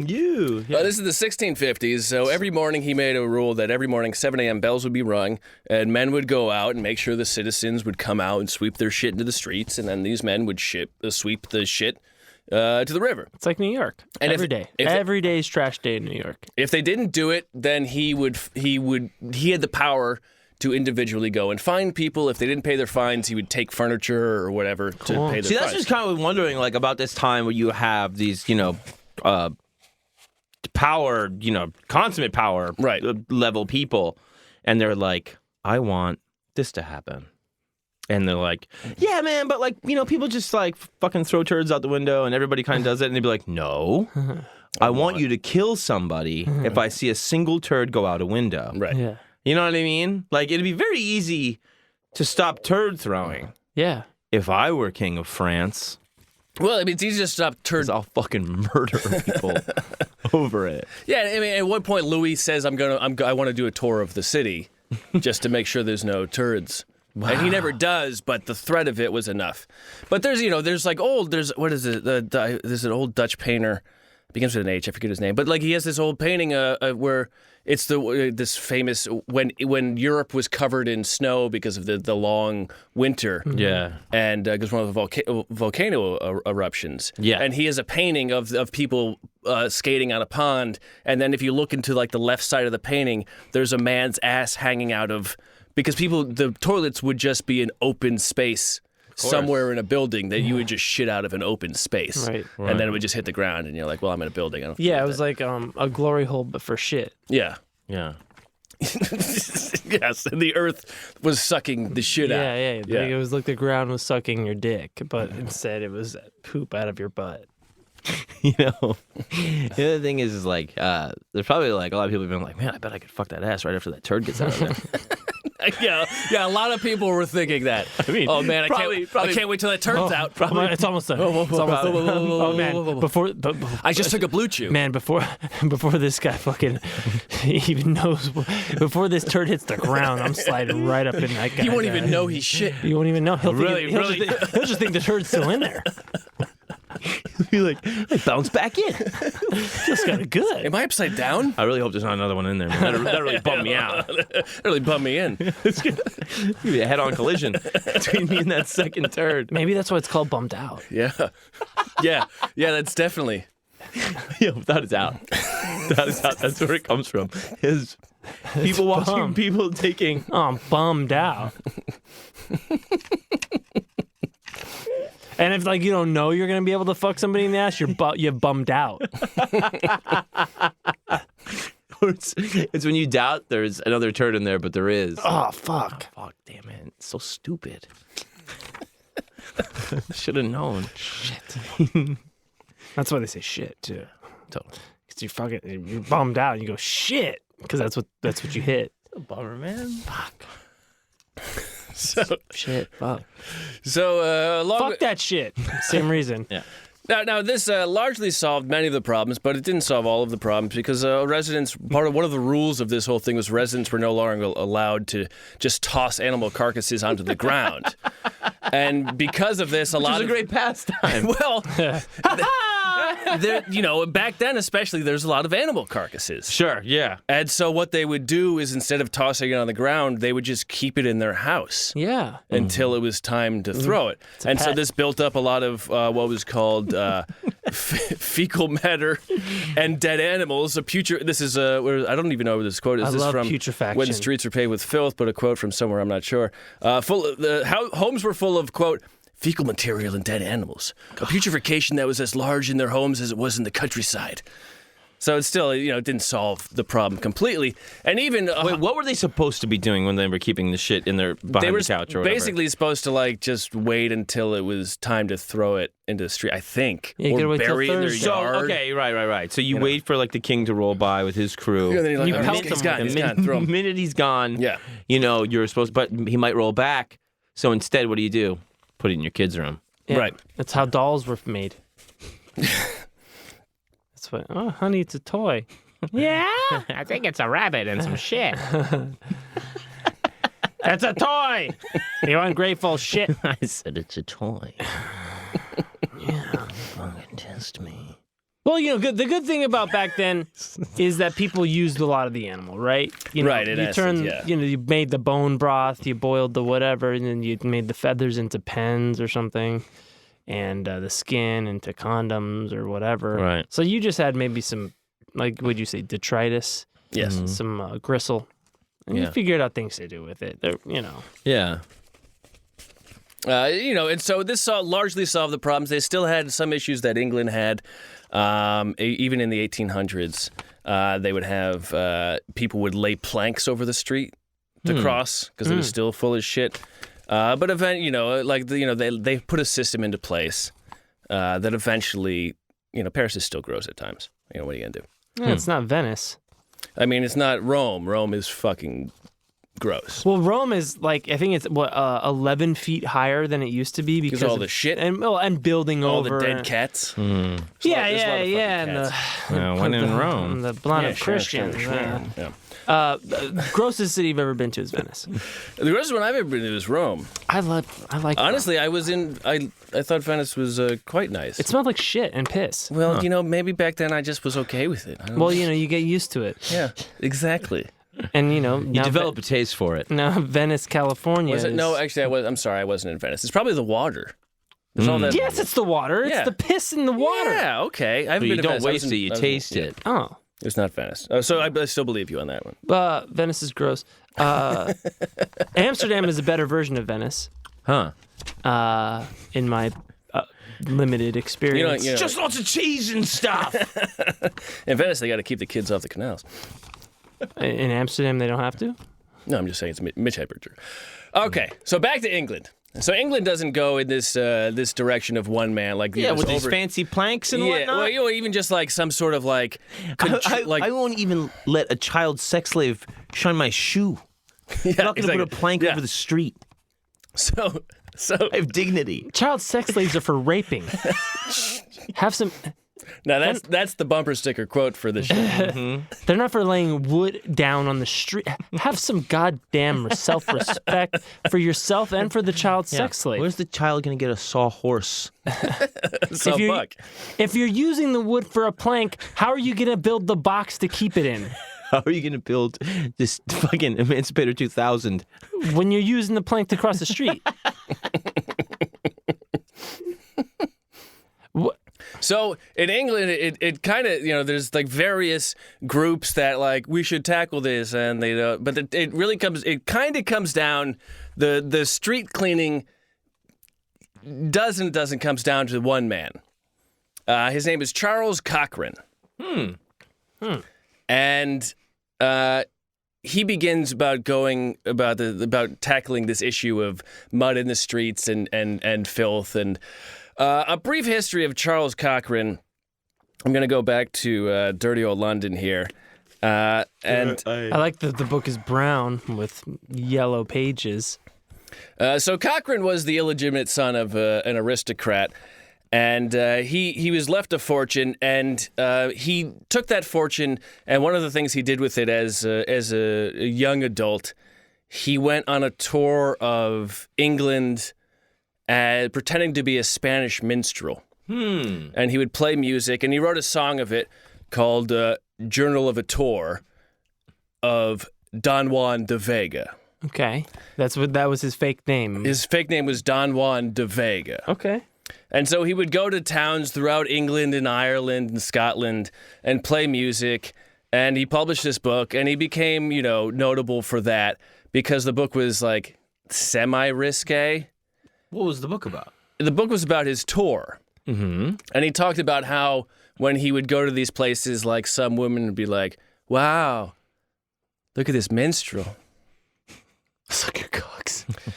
And so let me see if I can find it here. I've got some excerpts from the book to just, show you how salacious it is. Yeah. And how, really like... As I think I'm something of an exotic Spaniard. Never mind the accent. I'm actually something of an illegitimate son of an aristocratic brat. So one of them, he talks about how he's going town to town, and people are like, "Oh, troubadour, come over here and play some music for him." Here's from one of the pages of it.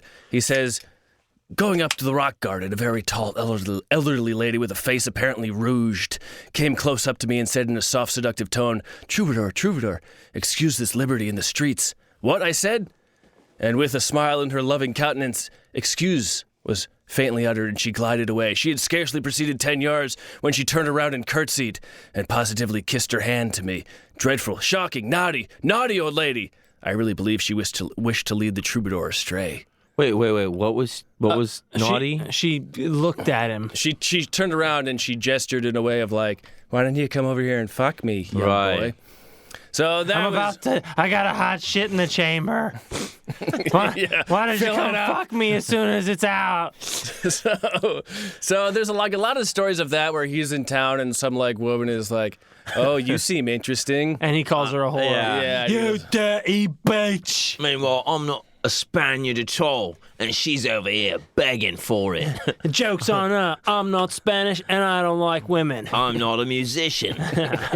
I'm mainly interested in how your town handles your shit. Bits of shit. I'm actually on a secret shit spy mission. I'm not Spanish, and I don't like women. In fact, I like men. And I also like shit. I aim to be the king's own shit kicker. Can you believe they pay me for this shit? You understand I'm a bastard, right? Not exactly going to be a lord. What I can do is handle this shit. I'm going to clean this shit out. And you're going to love me for it. And you're going to be begging for it. They'll write me down in the annals of history as the man who handled his shit and yours. Now go ahead and curtsy at me and walk away. I'll write you down as a right proper bitch in my book.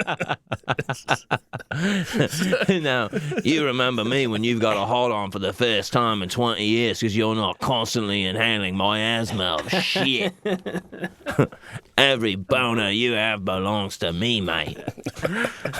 And that's the fact. And that means I'll get first dibs. As soon as that dirty cigarette.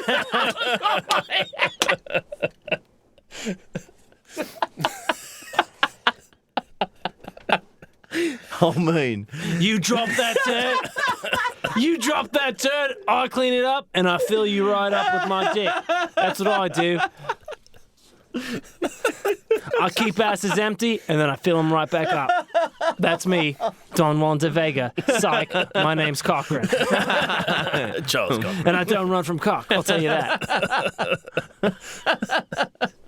I'm as British as a shit-paved street, love. My cock's so hard you could lay a plank off it and have a child sex slave dance the fucking jig across it, man. Okay, so That's historically accurate. Yeah, all of that's true. From the Blue I have another excerpt, but I No. Give it to us. Give it to us. no. So this is from this whole, like, he spends this whole chapter, he's in this one fucking town. And this widow with, like, 3 kids, she takes a fancy to him, and he goes over to her place, and he's like, well, I kind of find her daughter more attractive. God almighty. And so this woman who's like, he says 40 years older than him, but I don't believe it. I said, you know. Wait, why don't you believe it? Just because I don't trust this man. Well, yeah, because he's horny for daughters. Yeah, and he's Everyone's like, a daughter. like she has a 50, like there's no way she's 60 and has a 15-year-old daughter and then also a 7-year-old. It just seems, Yeah. you know. The minute I laid eyes on the young one, I forgot about the old tart. So he goes there one night, and the mother is like, you know, flirting with him. And she's like, I've got a hot shit in my chamber, governor. she's like, come back the next night, and he's like trying to flirt with the daughter, but it's, you know, it's tough because the Feeding mom her is there. spinach. Oh, yeah, the mom she's is always there. around. She's always looming, isn't she? And so the next day he's there, and she tells this story about, like, you know, beating off all of these guys who wanted fighting off all of these guys who are all of these guys. and then he talks about he's playing this song and he's trying to make it seem like he's not interested in her, but she interprets everything as being interested in her. So You're a nasty bitch and I don't like you. Want to fuck your daughter instead. Yeah, he's so romantic, isn't he, Becky? So there's this part where he stands up because every time he's sitting next to her daughter, she would pull up a chair to sit between him. And he stands up, and she stands up and says, "Oh, Don Juan," she says to me by way of reparation, for she knew anything relative to her dear A. He wouldn't say the daughter's name, but it's probably like, let's say Abby, would please me. Abby can tell fortunes by the cards. Would you like to have yours told? And he says, if Miss Abby would take the trouble, I should feel highly honored. I shall feel very happy, said the little angel, Abby. Some cards were immediately sent for. The widow called me to the fireplace and said, "Oh, Juan, what beautiful eyes you have." Everyone left the room except for ourselves. The daughters, they were like, all right, she wants to fuck this guy. Let's get the fuck out of here. Mommy's trying to get her rocks off. Let's go back in the room. I felt an arm pass around my waist. She's prairie dogging. I can see it through her dress. She's touching cotton. She's turtle heading. Whenever Mom's turtle heading, we don't know if it's her clit or her shit. We don't know. The groundhog's seen his shadow. It's 3 more weeks of winter. Don Juan. She's a right old top, my mummy. She's a pan of chocolate. All right. So he says, Back everyone to left the business. room except for ourselves. I felt one arm pass around my waist and one of the widow's motherly kisses on my cheeks before I could say Jack Robinson, which apparently was a phrase back then. I didn't know it was a phrase back then. I hardly know how I felt, but I did not return it, the kiss. My mortal flesh belied my very wishes. The darkness of the evening favored this impression, and had it not been for one of the little children coming in with a light in one very unlucky minute, Senor Don Juan de Vega's virtue, like the salad, would have been devoured by a widow of 40. This dude was gay. No, I think he just she was didn't 40, have I a guess. boner because he wanted to have sex with that He wanted to have underage sex with the child. 15 Yeah, year-old because kid, A could have been a dude. This guy, he's getting offended when ladies with their petticoats are curtsying and, oh, my virtue would have been. Well, No, he's not getting offended. He's bragging. No, but it's also the thing at the time where you're not allowed to show affection, and you know he's slut shaming her basically. Yeah. Yeah, but he's also, I get it. Yeah, you're right. I'm sorry. No, it's okay. That makes sense. This child came in with a light at an inopportune time. And I was about like, to come. Here we fucking go. It's on. It's on now. Now it's a party. I won't last 3 minutes playing this game. I thought I was going to be jacking off alone again. It's like God is daring me not to come. So anyway, that's kind of his backstory. He leads a troop of volunteers in the Portuguese Civil War for some reason. There's no reason why. Stir it up. I guess. I am a Spaniard after all. So he comes back to England and he has there's this issue in his local area, his local vestry, Oxford Street, where some of the shopkeepers were complaining that if they installed granite stones, it would be too loud for the iron carriages. So he takes part and he says we should pave it with wood. And this becomes a cause of his to repave streets. He creates this thing. He creates this thing called Marylebone was like the neighborhood. Marylebone. He creates the Marylebone Practical and Scientific Association for the promotion of improved street paving. That's a very smart name he has for it. He even creates a museum in the building that this business is housed, where there's all these different street types, and you can listen to what it would sound like to hear Based on his tour. Presumably. Based on, yeah. You can go in here and be like, what does it sound? What do the iron wheels sound like on granite blocks? Right. Do you want to know what high heels sound like on the cobblestones of Dublin? Some old top begging me to ravage her. Sounds just like this. That's because there's shit on the streets in Dublin. They're dirty fuckers up there. So covered in shite. He does this. He opens this place up and he does this, and then the next year he starts saying, okay, once we tackle paving, let's tackle the mud. And so his idea is to mobilize the poor. He brings the poor together. He starts an association for the poor. So I think it's like the National Poor. So it's like the NPA or something. The National Poor. I forget. I can't find the name for it. Yeah. But again, the poor are brought together through piss and shit. Yes. And he says, he starts this association for them, and he says, what we'll do is we'll pay the poor to every day they'll just scavenge through the streets and sweep up all of the shit and piss and trash, and we'll pay them to do it. Mm-hmm. And at first it seems like a great idea. And but what do we pay them with? Shit and piss. It pays for itself. He actually pays them with money. What? Yeah, and the money comes from this association that he starts, right? And at first it works great. And he uses the promotion of this to then become like a rabble-rouser. He starts a soup kitchen. He advocates for the poor. He starts grandstanding for himself. Mm-hmm. But he starts getting bigger in this way that the people in power, and even the people running like the Punch magazine, which I'll cover in a Patreon, the infamous English comedy magazine from the 1800s. Oh, yeah. Punch. A lot of Irish racism. Yes. Yeah. Not undue. They start making fun of him because he becomes the shit and piss guy. Yeah, and he starts. They call him Cockroach. Because he starts promoting himself, and he starts trying to get into politics and become a big guy. He calls for these public meetings, and every time people show up for these meetings, fights break out. It just becomes an issue. Mm-hmm. And the NPA, National Philanthropic Association. So eventually he says, okay, all of these vestries, you guys should pay them like I do. And the vestries try it out once, and it turns out it's like 3 times the price of what you would normally pay someone.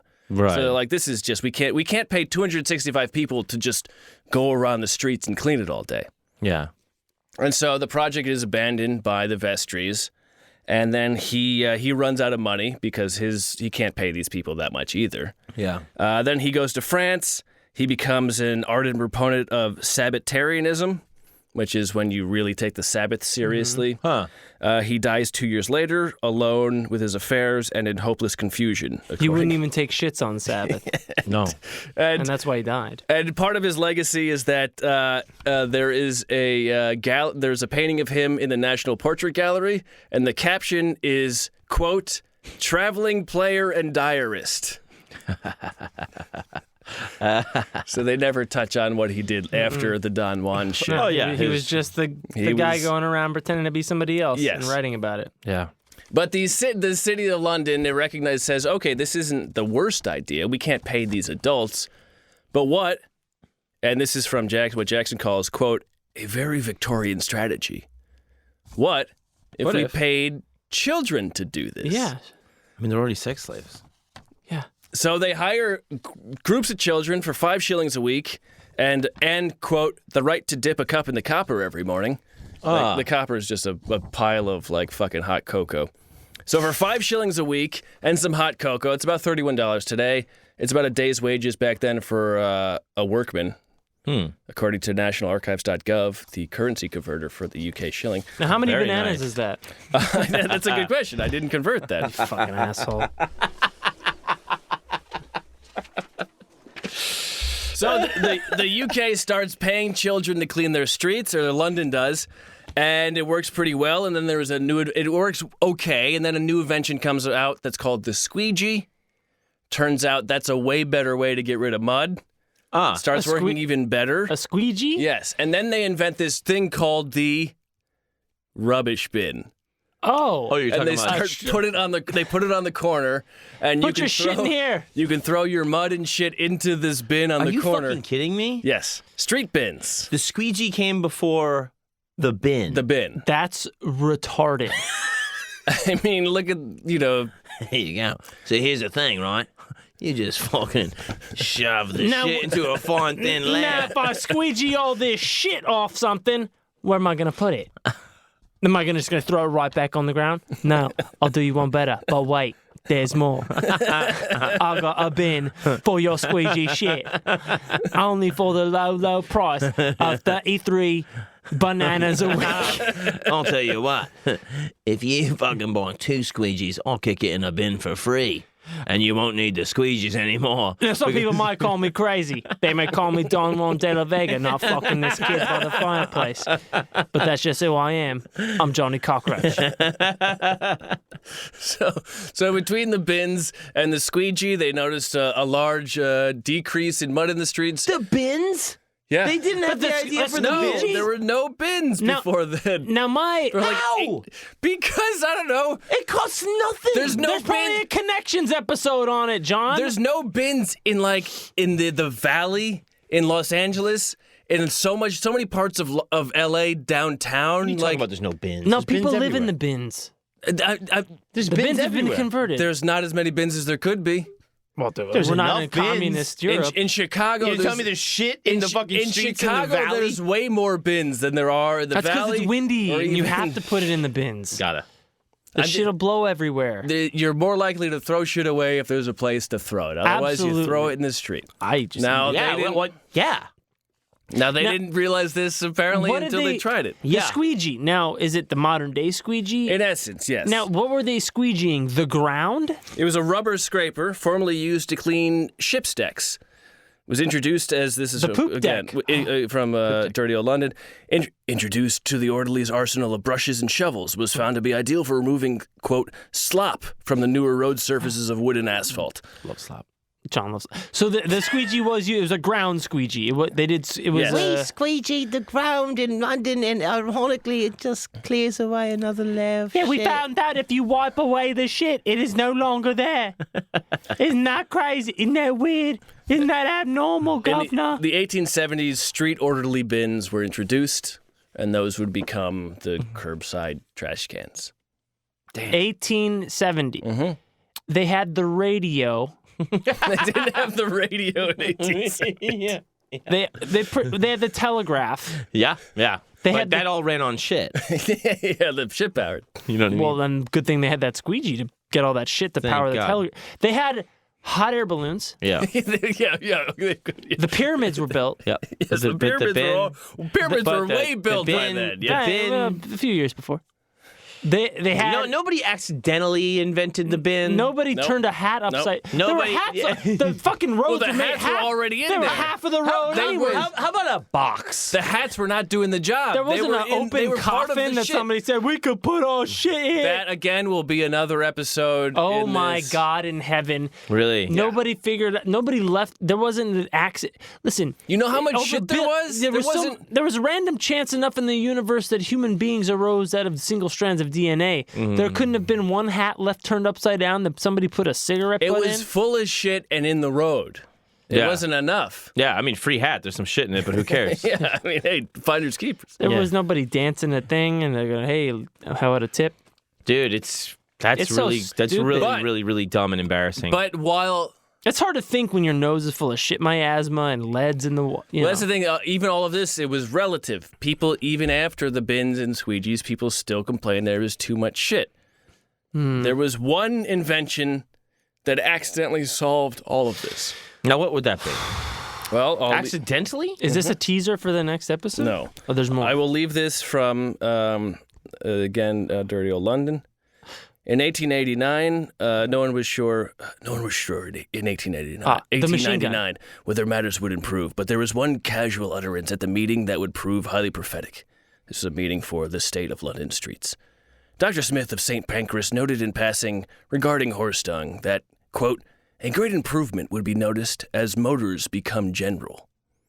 And so in 1896, the horseless carriage came to London, and there was immediately less horse shit. Yeah. And that basically solved... And then, most. then But people just started getting hit by cars. Right, and it did destroy the planet shortly thereafter, right? Well, The shit just became vaporized. as one writer in the Times noted that because of the automobiles, all the dogs were jumping out of the street and then they were shitting on the sidewalks. Yeah. Now people had to deal with dog shit all over. Yeah. Well, dogs are smart. People get hit by cars. Yeah. Well, until they're in those cages on the sidewalks. Right. Well, people belong in cages. Mm-hmm. Yeah, they make cars. Yeah. Animals. So now you went from piss vapors tarnishing your silverware to now your car vapors tarnishing your lungs and all life on the planet. Honestly, we'd probably like to go back to the miasma and the shit rather than the destruction of the planet. Probably. Well, you're going to have to wait for that one. Yeah. We'll deal with that. We'll deal with that another time. We'll just solve the world really quickly in the next episode? That's pretty good. No, I didn't say the next episode, but another time. Yeah, well, Get further down the yellow brick road. Okay.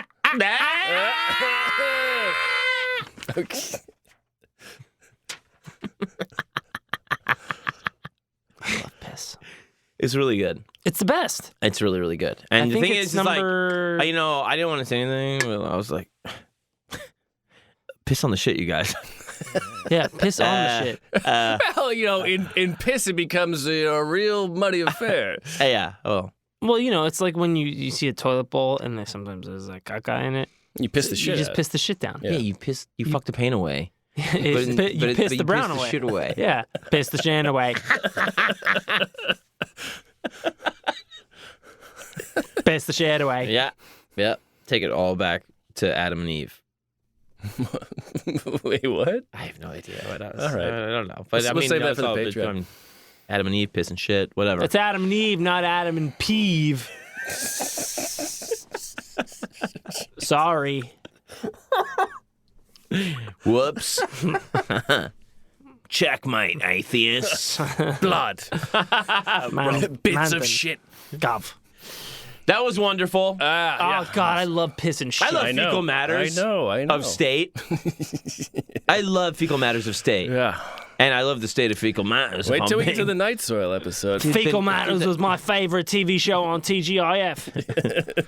The night soils where I bear my secrets. Oh, me not soil. I fertilise the morning with my dark thoughts. The night soils is what my daddy called me emissions in my bed sheets. They were my night soils. Sometimes they were yellow, and then sometimes they were brown, and as I got older, they were white. Me night soils. You don't even remember soiling myself last night. I'm sorry. And sometimes if I had too many night soils, my daddy made sure that they were red. And that's anti-capitalist thought. It's red. And he beat the shit out of me, and then it became brown again. And then he beat a competitive marketplace out of me and brought me right back down. He beat the informed consent of the masses right out of me. And then they said, "Das Kapital." Oh, that is a real whole big bunch of dumb shit. Oh boy, you guys got you guys feasted on it now. Ooh, you loved all that shit. Ooh, you ate it right up. Ooh, listen to you, listening to us. Ooh, Now, if you love just it. listen to us, it's 1:10 in the a.m. on September 11th. Never forget. Now, you just went to the shit buffet and you had yourself a time. Now, it's all you can eat, And you've eaten all you can, mate. but you're going to have to pay for whatever you don't eat. Because this is a capitalist system. Huh. Weird. Are you telling me piss and shit lose, Matt? Well, I'm not saying You're a gonna goddamn have to thing wait anymore. to find out, baby. All right. Out of sight. I'm gonna say that my name is John Fahey. My name is Aaron Pita. Good night, everybody. We love you. Love you. So stupid.